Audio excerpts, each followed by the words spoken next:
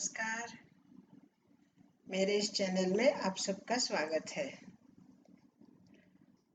एकादशी महिमा भाग 15।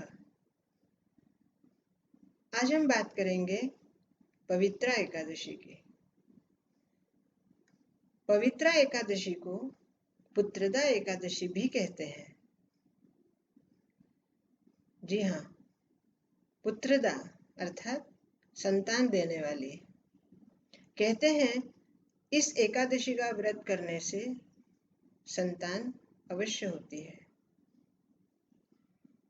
धर्मराज युधिष्ठिर ने कामिका एकादशी का व्रत महिमा सुनने के बाद उन्होंने श्री कृष्ण से कहा, हे श्री कृष्ण, हे केशव, अब आप मुझे श्रावण शुक्ल एकादशी के बारे में बताइए। श्रावण शुक्ल एकादशी, जिसे पुत्रदा एकादशी कहते हैं, पवित्रा एकादशी कहते हैं, उसी की कथा आज श्री कृष्ण ने धर्मराज को सुनाई। श्री कृष्ण कहते हैं, हे युधिष्ठिर, द्वापर युग के प्रारंभ में महिष्मति नामक नगरी में महिजीत नामक राजा राज्य करता था। अत्यंत धर्मनिष्ठ, न्यायप्रिय और प्रजा से अत्यंत पुत्रवत प्रेम करने वाला ऐसा ये राजा था। इसने अपनी सीमाएं अपने न्यायपूर्व से बढ़ाई थी। इसने किसी भी ब्राह्मण को कभी दुख नहीं दिया, किसी के साथ घृणा नहीं की और किसी पर भी इसने अन्याय नहीं होने दिया। ऐसा ये धर्मात्मा राजा अपनी प्रजा से सुखी था और प्रजा भी इस राजा से अत्यंत सुखी थी। लेकिन इस राजा को संतान नहीं थी। संतान न होने की वजह से राजा के मन में दुख था। जैसे जैसे उम्र बढ़ते गई, वृद्धावस्था आई, राजा को दुख अधिक सताने लगा। राजा ने एक दिन सभा बुलाई और अपने मंत्रीगण तथा वरिष्ठ नगर श्रेष्ठों को उसने बुलाया।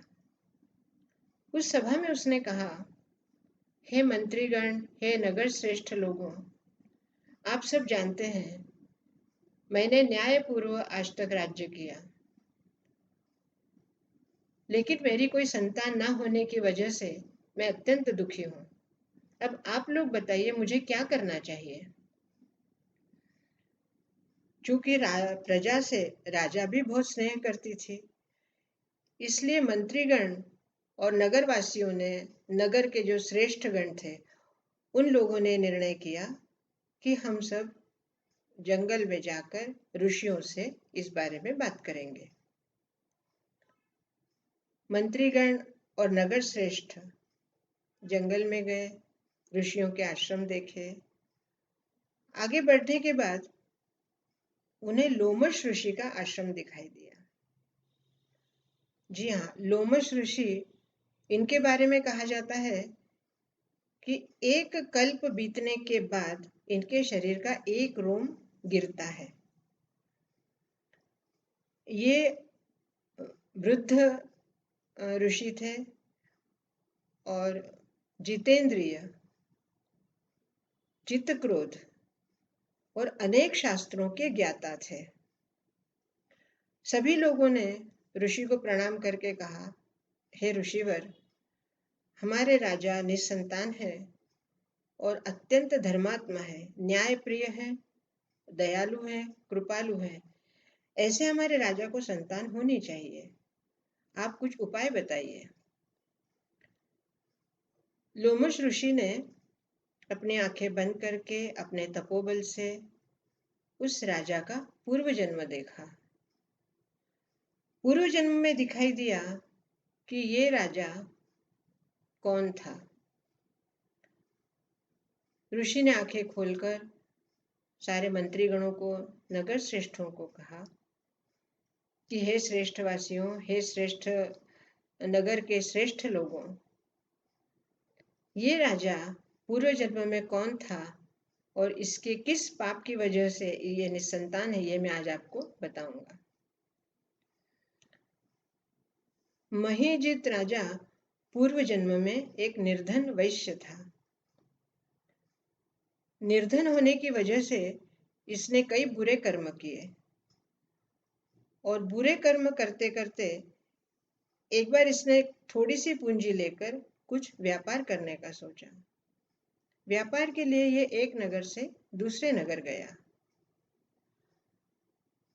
काफी भटकने के बाद 2 दिन तक इसे अन्न जल नहीं मिला।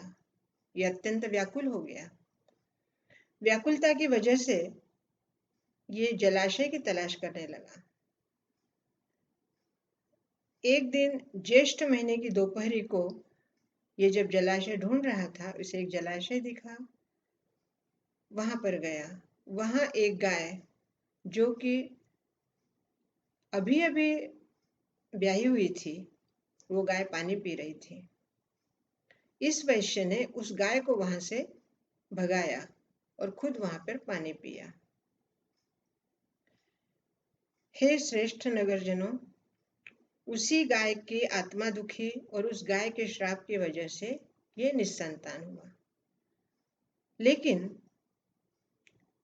पिछले 2 दिनों में इसने अन्न जल का ग्रहण नहीं किया था, क्योंकि इसे मिला ही नहीं था, इसलिए। और वो थी श्रावण शुक्ल द्वादशी, श्रावण शुक्ल एकादशी। तो उस एकादशी का अनायासी इसको उपवास हो गया और उपवास होने की वजह से, एकादशी के पुण्य प्रताप की वजह से यह इस जन्म में राजा बना और गाय के श्राप की वजह से ये निसंतान रहा।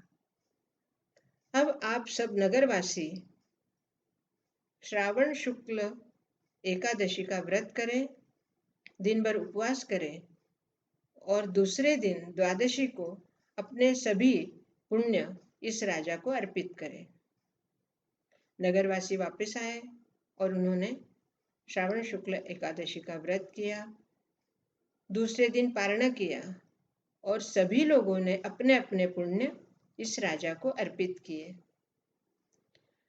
पुण्य मिलने की वजह से इसके पापों का क्षय हुआ और गाय ने इसको आशीर्वाद दिया और उसी के आशीर्वाद से इसे संतान हुई। दोस्तों, कहानी से हमें ये पता चलता है कि आशीर्वाद से फल मिलता है और श्राप से हमें तकलीफ होती है। लेकिन ये कहानी हमें क्या संदेश देती है?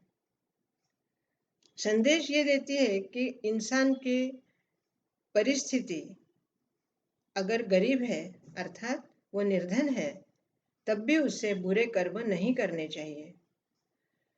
निर्धनता या सधनता ये परिस्थिति है और श्रीमंती और दरिद्रता ये वृत्ति है। इसलिए परिस्थिति अगर आपकी गरीब है, तब भी आपको आपकी वृत्ति को हमेशा श्रीमंत रखना चाहिए। दरिद्री वृत्ति कभी भी आपको लाभ नहीं देगी।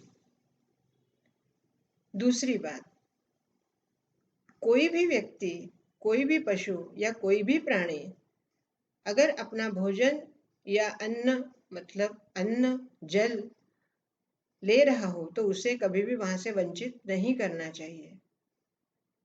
ये बहुत बड़ा पाप होता है। कोई खाना खा रहा हो, भोजन कर रहा हो या पानी पी रहा हो, ऐसे में उसे तकलीफ नहीं देना चाहिए। दोस्तों, एकादशी या कोई भी व्रत हमें पुण्य कर्म करने के लिए प्रेरित करते हैं, लेकिन हमेशा की तरह मैं आज भी यही कहूंगी कि उद्देश्य से किया हुआ व्रत और बगैर उद्देश्य से किया हुआ व्रत, इन दोनों में बहुत फर्क होता है। उद्देश्य के लिए जब कोई व्रत आप करते हैं, तो वो उद्देश्य पूर्ति के बाद आप उस व्रत को विसर्जन भी कर सकते हैं या विसर्जन करते हैं। लेकिन अगर आपने बगैर उद्देश्य के सिर्फ सेवा भाव से या भक्ति भाव से कोई व्रत किया है, तो वो आप उस व्रत को आजन्म कर सकते हैं। ना ही उसका कोई पारण होता है और ना ही उसका कोई संकल्प होता है। संकल्प यही है कि बस हम भक्ति से व्रत करते रहें और भगवान की सेवा करते रहें। नमस्कार। जय श्री कृष्ण।